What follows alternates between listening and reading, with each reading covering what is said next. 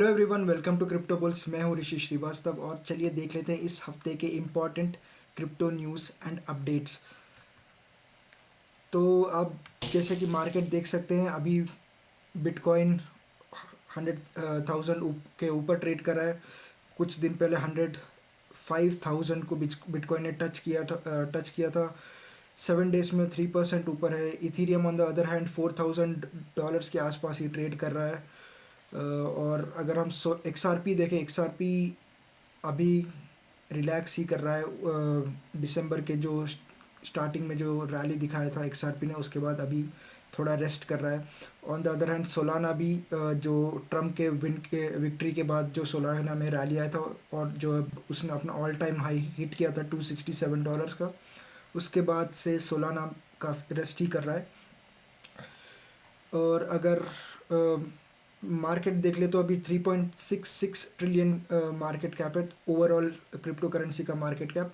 Fear and greed index भी 77 पे है। और अगर बिटकॉइन को डोमिनेंस देख ले तो हम 55 पे है। और बिटकॉइन डोमिनेंस को और थोड़ा कम होना पड़ेगा, तब जाके शायद हम ऑल्ट कॉइन्स में रैली देख सकते हैं। तो चलिए पहला न्यूज़ देख लेते हैं।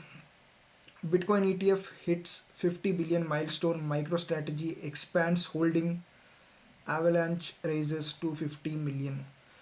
तो ये पहला highlighted point spot bitcoin ETFs in US have accumulated over 500,000 BTC in their first year since launch, and the net inflows have reached 50 billion.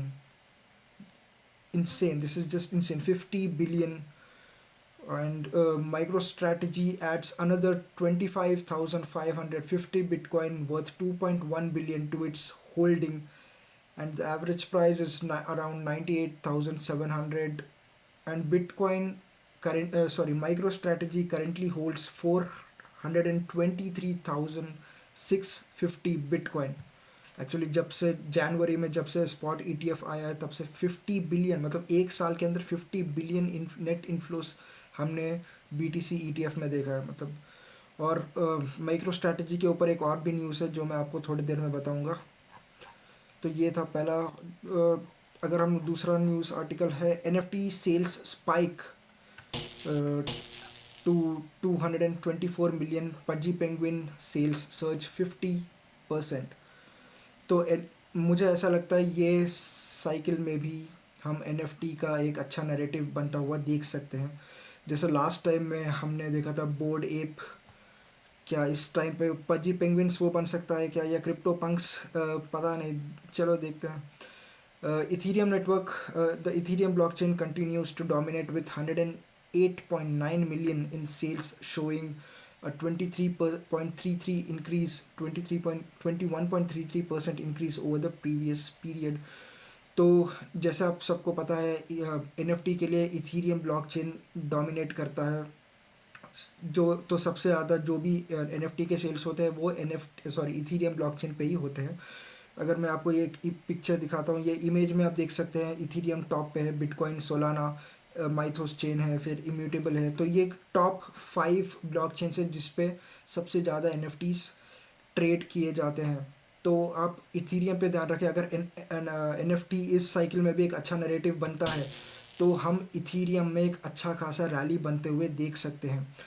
और सोलाना में भी हम अच्छा खासा NFT सेल्स देख रहे हैं ऑन द सोलाना ब्लॉकचेन।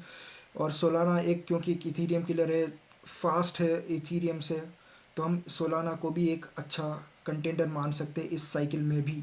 जैसा 2021 में सोलाना ने अच्छा खासा रैली दिखाया था, इस साइकिल में भी शायद मैं होप कर रहा हूँ कि सोलाना वो रैली दिखा सकता है। पर पिछले एक महीने से ऑलमोस्ट सोलाना एकदम शांत बैठा है। सोलाना में एक मैं रैली एक्सपेक्ट करता हूँ एनी टाइम सून, ठीक है। तो ये था कुछ न्यूज़। फिर Solana has strengthened its position with 21.4 million in sales. Immutable X and Mythos chain में भी अच्छा खासा हम NFT सेल्स देख सकते हैं। NFT में मैं आपको बता दूं तो NFT में पजी पेंगुइन्स है, क्रिप्टो पंक्स, सुपर रेयर, ये सब ऑटोग्लिफ्स, गूगल, ये सब कुछ एन एफ टीज है जो कि लोगों का अटेंशन, लोगों का इंटरेस्ट अट्रैक्ट कर रहे हैं। तो आप ये सब पे ध्यान रखना, स्पेशली जो ऐसे ब्लॉकचेन्स जिस पे एनएफटी ट्रेड होते हैं उन पे ध्यान रखना, स्पेशली इथीरियम पे ध्यान रखना, क्योंकि इथीरियम अभी भी इस स्पेस में डोमिनेंट प्लेयर है। आफ्टर दैट सोलाना पे ध्यान रखना। एंड इम्यूटेबल एक्स भी एक अच्छा खासा मेरे को कंटेंडर दिख रहा है। अगर मैं नेक्स्ट न्यूज़ पे जाऊँ तो helium price could enter beast mode, technicals suggest. तो हीलियम अगर आप देख सकते हैं तो काफ़ी अच्छा परफॉर्म कर रहा है। एक दिन में ऑलमोस्ट 3% अप है। अगर मैं 7 डे का चार्ट दिखाता हूँ तो ऑलमोस्ट 6% अप है। हीलियम नेटवर्क के बारे में हमने लास्ट टाइम भी बात करा था। मैंने लास्ट वीडियो में भी मैंने आपको हीलियम नेटवर्क के बारे में बताया था। Helium network jump to a crucial resistance level of $9.52 on Sunday as rally gained. It soared 228% from its August lows, pushing its valuation to 1.6 billion. तो हीलियम काफ़ी अच्छा परफॉर्म कर रहा है। Helium's rally accelerated after community members voted for HIP 139. The proposal called for phasing out of rewards for citizens broadband service on Helium network. तो basically HIP 139 एक नया proposal है जो हीलियम के कम्युनिटी मेंबर्स ने रिसेंटली उस पर vote किया था और वो अप्रूव हो चुका है। तो इस प्रपोज़ल में बेसिकली जो एक स्पेसिफिक ब्रॉडबैंड सर्विस है, सिटीज़न ब्रॉडबैंड रेडियो सर्विस, वो यूज़र्स को रिवॉर्ड्स नहीं देना चाहिए। इस बात पे उनके मेंबर्स ने वोट किया था और वो अप्रूव हुआ। तो बेसिकली ये हीलियम नेटवर्क को और एफिशिएंट बनाने की कोशिश थी। तो जो भी ये सिटीज़न CBRS होल्डर्स थे या यूज़र्स थे उनको रिवॉर्ड नहीं दिया जाएगा, उनको हटा दिया जाएगा और उन्हीं लोगों को रिवॉर्ड दिया जाएगा जो कि हीलियम नेटवर्क को और एफिशिएंट बना, ऐसा रेडियो सर्विस, ऐसा ब्रॉडबैंड सर्विस यूज़ कर रहे हैं जो कि हीलियम नेटवर्क को और एफिशिएंट बना रहा है। तो हीलियम नेटवर्क का चार्ट मैंने आपको दिखाया था। हीलियम ऑलमोस्ट $9.2 पर बैठा है। तो आज भी अच्छा खासा ऊपर था, ऑलमोस्ट 3% अप। अगर नेक्स्ट न्यूज़ आर्टिकल देखें तो next news article wise Ethena pumping, Ethena में भी आज अच्छा खासा इंटरेस्ट बनता हुआ देखा।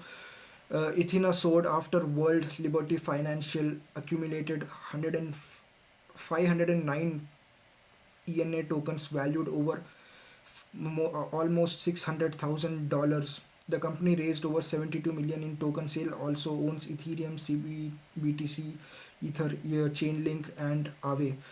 तो अगर मैं आपको इथीना का चार्ट दिखाऊं तो इथीना आज ऑलमोस्ट 14% अप है। अगर 7 डे का चार्ट दिखाओ तो 15% अप है।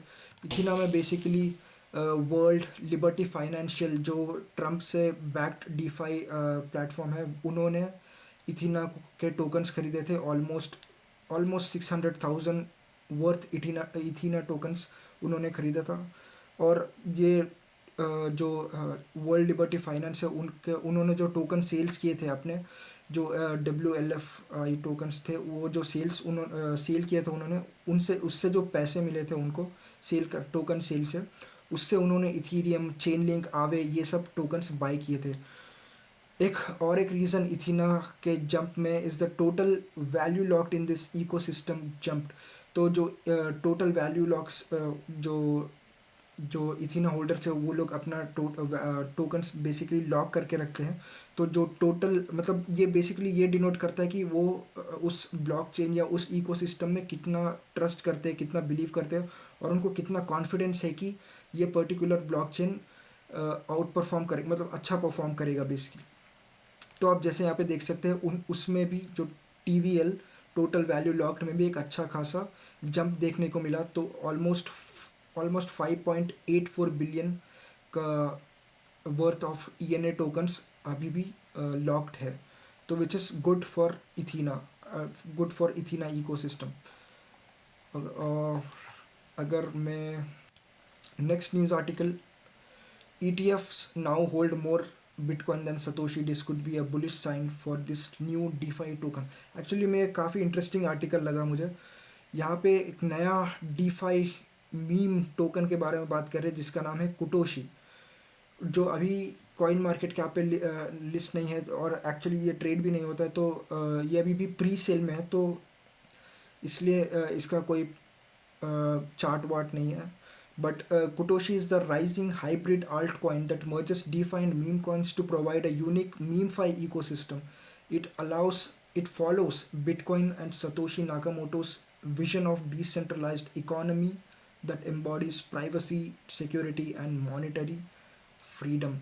अगर मैं आपको इसका वेबसाइट दिखाऊँ, यहाँ पे देख सकते हैं आप, यहाँ पे आप अपना ETH या BNB USDT से आप ये कूटो टोकन या कुटोशी टोकन आप स्वैप कर सकते हैं. करीब करीब $0.031 है कुटोशी का प्राइस. तो अगर हम वापस आर्टिकल पे आते हैं, तो कुटोशी बेसिकली एक डीफाई क्रॉस मीम टोकन है जो बिटकॉइन के जो सतोशी नाकामोटोस का जो विजन था, डिसेंट्रलाइजेशन, मॉनेटरी फ्रीडम हो सबको, उस विजन को लेके बनाया गया है ये टोकन. इसका जो टोकन का जो फेस है वो एक लकी कैट है, चाइनीज़ लकी कैट, जो कि माना जाता है एक अच्छा फॉर्चून लेके आती है. चाइना में आपको ये लकी कैट हर घर में दिखता है. वहाँ पे इसको काफ़ी माना जाता है. इस लकी कैट में बोलते हैं कि गुड लक, वेल्थ, फॉर्चून लेके आता है. तो बेसिकली ब्लॉकचेन पे ये फॉर्चून शायद इस कुटोशी टोकन के वजह से आएगा. और ये एक बेसिकली और एक कुटोशी डेक्स, एक डिसेंट्रलाइज्ड एक्सचेंज भी बनाने वाले हैं जिसमें आप दूसरे टोकन से आप कुटोशी स्वैप कर सकते हैं.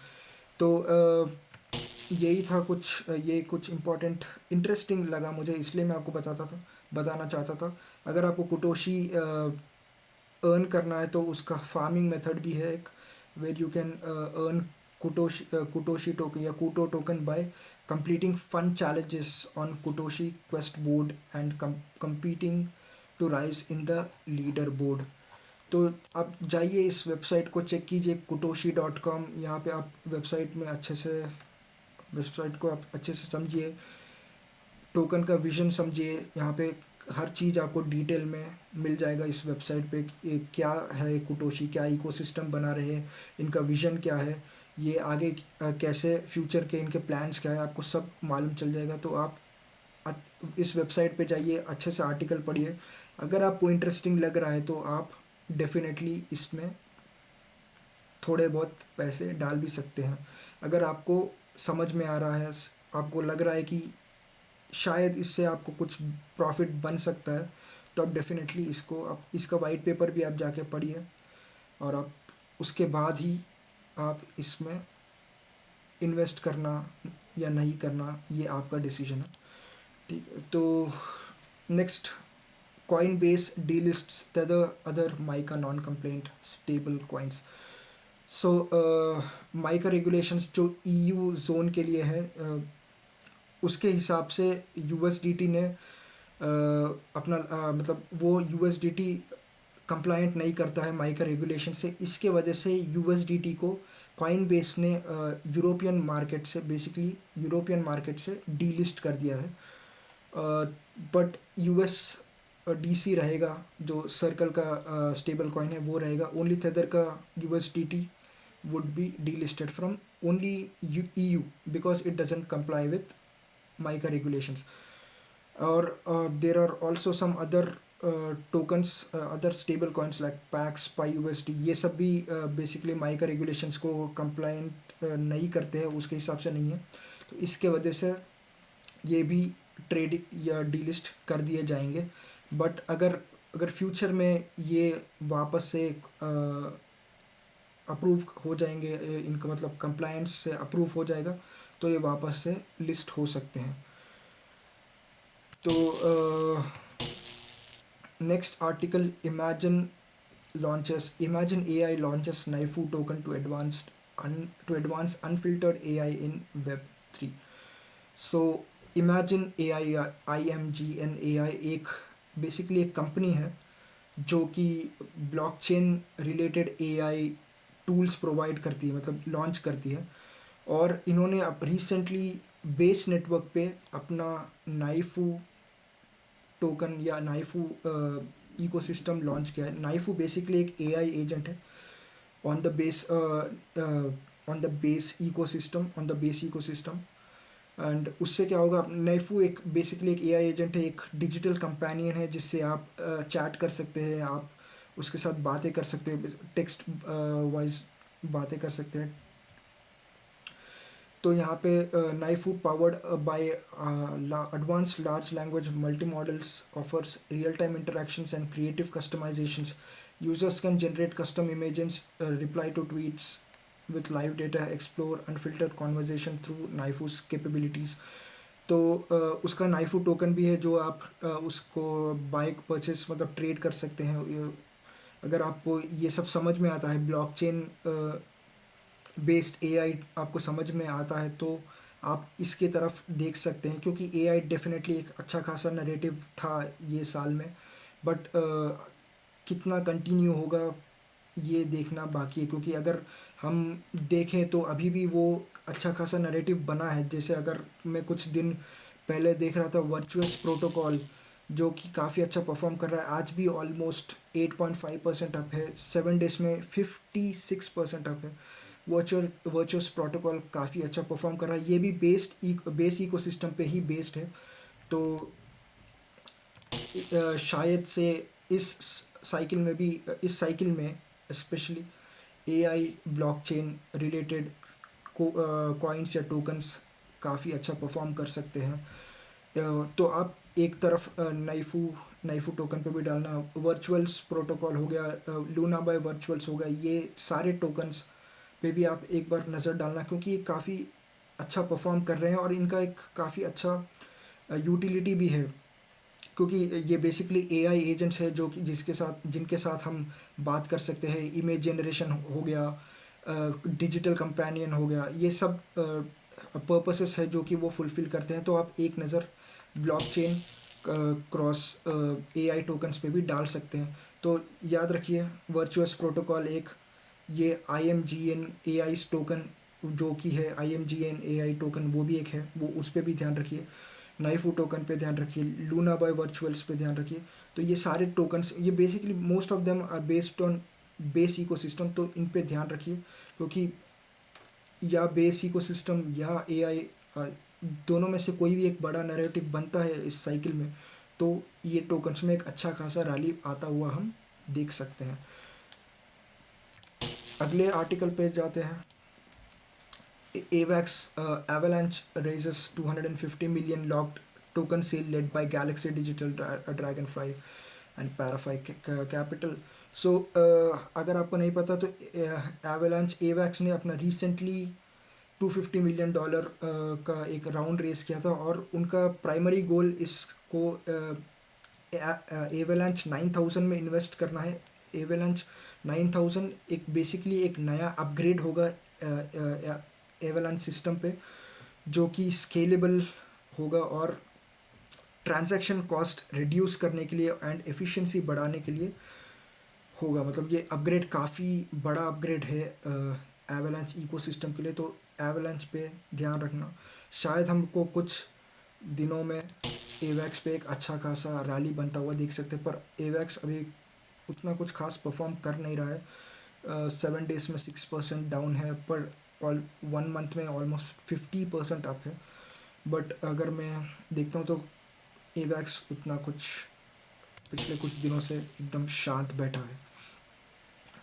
और अगर हम आर्टिकल में और नीचे जाते तो कल यानी 16 दिसंबर को एवेलांच 9000 का मेन नेट लॉन्च होने वाला है।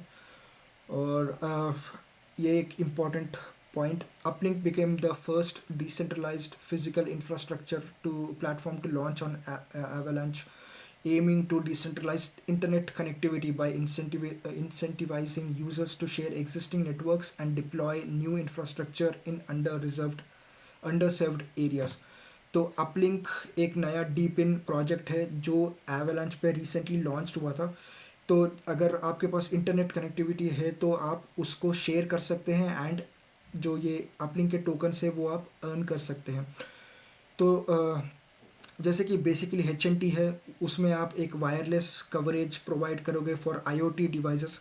सिमिलरली अपलिंक भी है एक प्रोजेक्ट जिसमें आप डीप इन प्रोजेक्ट जिसमें हम इंटरनेट कनेक्टिविटी को हम इंसेंटिवाइज करेंगे या शेयर करेंगे टू अर्न टोकन्स। तो ये बेसिकली एवैक्स पे लॉन्च हुआ है। तो एवैक्स में हम काफ़ी अच्छा इंटरेस्ट बनता हुआ देख सकते हैं। Tokenized stocks like Nvidia, Tesla to Solana with latest acquisition. Step Finance, DeFi platform Step Finance has acquired early stage startup Moose Capital, which specializes in tokenizing traditional stocks, aiming to allow users to buy and sell shares of companies like Nvidia, Tesla on Solana blockchain. तो अगर मैं आपको short में बताऊं तो अगर हम current scenario को देखें, अगर आपको कोई स्टॉक खरीदना है तो वो आप अपने डीमैट अकाउंट के थ्रू ही खरीद पाएंगे। आप अपना डीमैट अकाउंट खोलेंगे, उस स्टॉक को परचेज करेंगे और वो स्टॉक आपका शेयर आपका डीमैट अकाउंट में होल्ड किया जाएगा। प्लस जो स्टॉक एक्सचेंज का टाइमिंग्स रहता है वो भी फिक्स्ड होता है।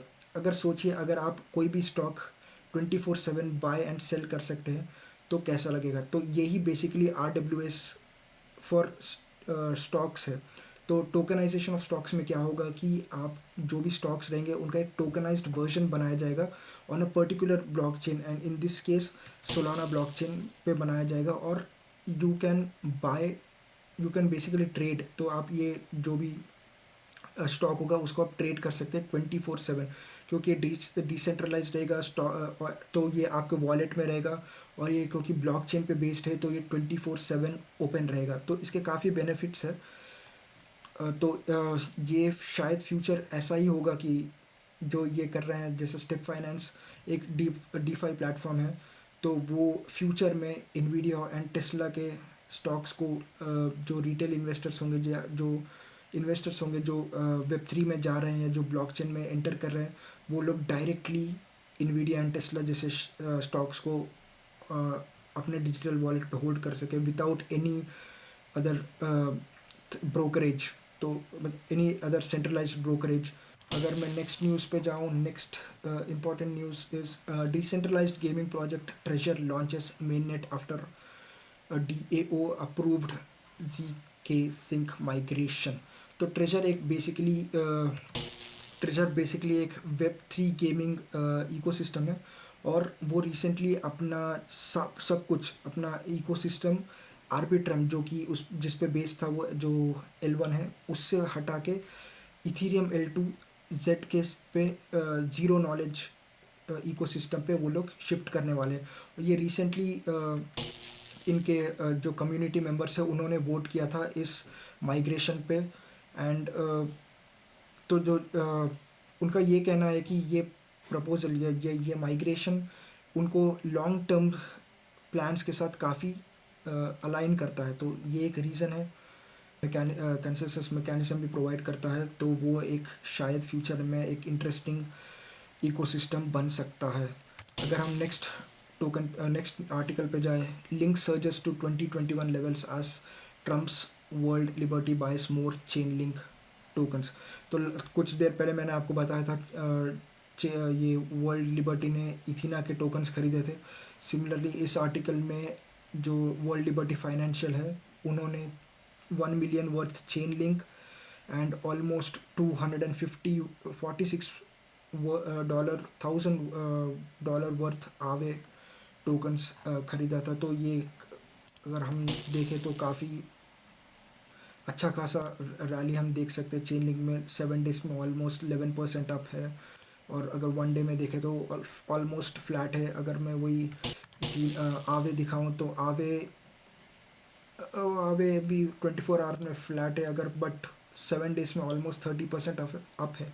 तो हमने पिछले कुछ दिनों में आवे में और चेन लिंक में अच्छा खासा रैली बनता हुआ देखा और इथीना में आज एक अच्छा खासा रैली बनता हुआ हमने देखा था।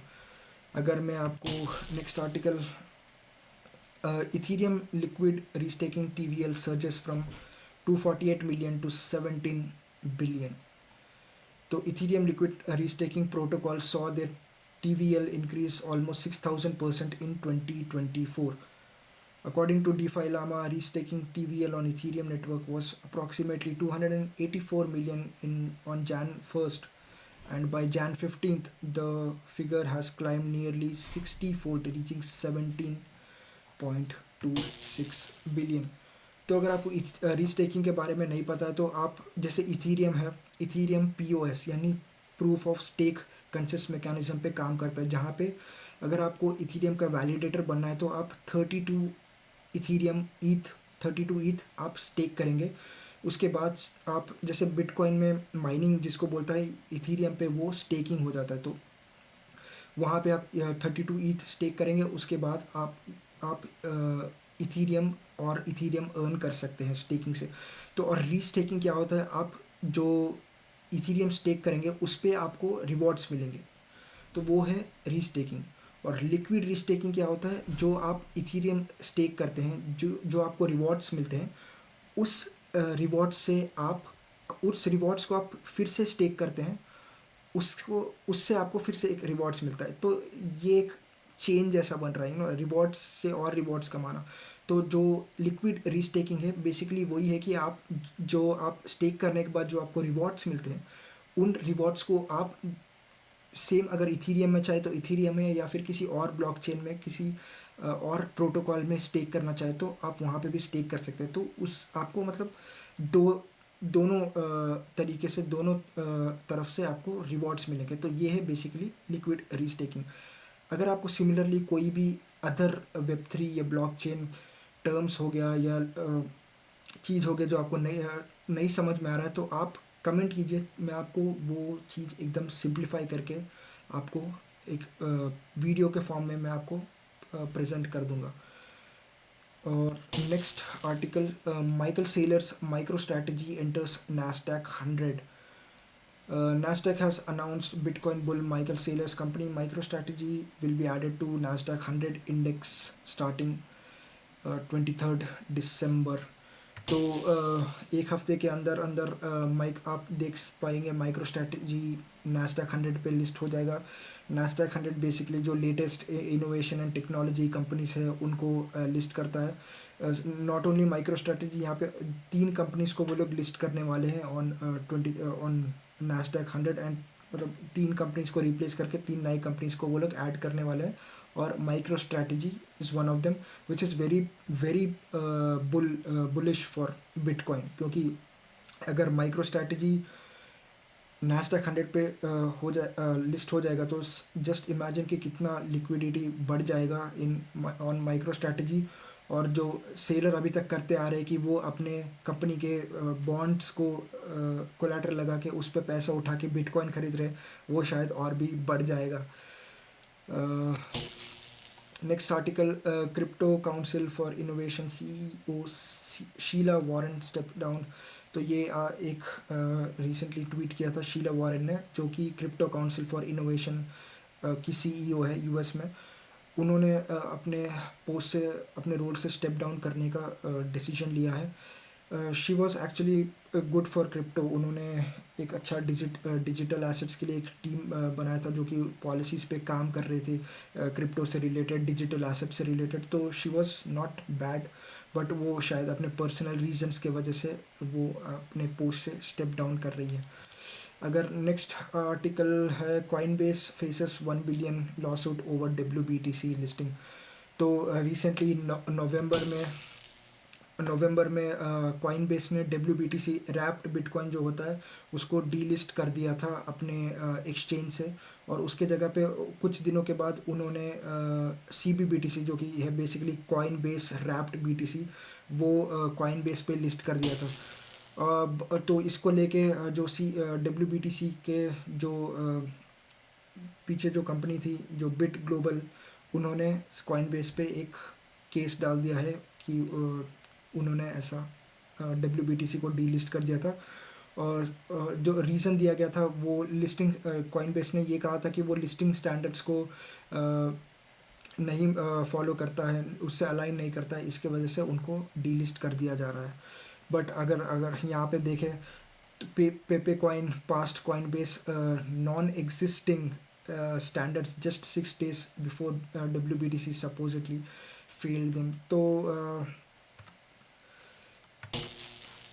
अब इसका क्या ही बोले, मतलब उन्होंने कहा कॉइनबेस ने कहा कि वो लिस्टिंग स्टैंडर्ड से अलाइन नहीं कर रहे हैं, इसलिए हम लोग WBTC को हटा दे रहे हैं, पर उसके जगह पे उन्होंने खुद का CBBTC डाल दिया।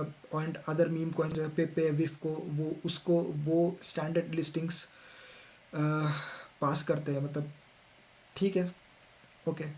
बट देखते हैं इस केस में क्या बनता है, इससे मार्केट में ज़्यादा कुछ फ़र्क होने वाला नहीं है। तो यही थे दोस्तों कुछ इंपॉर्टेंट अपडेट्स मैं आपको देना चाहता था। तो अब जो भी मैंने अभी न्यूज़ आर्टिकल्स मैंने आपको बताए, उसमें जो भी टोकन्स को मैंने मेंशन किया था, वो आवे हो जाए, इथीना हो जाए, हीलियम नेटवर्क हो जाए, एवेलांच हो जाए, इन सब पे ध्यान रखें, ठीक है। बेस इकोसिस्टम अच्छा नैरेटिव बन सकता है, RWS एक अच्छा नैरेटिव बन सकता है, AI एक अच्छा नैरेटिव बन सकता है। तो AI से रिलेटेड टोकन्स पे ध्यान रखिए, वर्चुअस प्रोटोकॉल पे ध्यान रखिए, क्योंकि वो AI एंड बेस इकोसिस्टम दोनों पे आता है।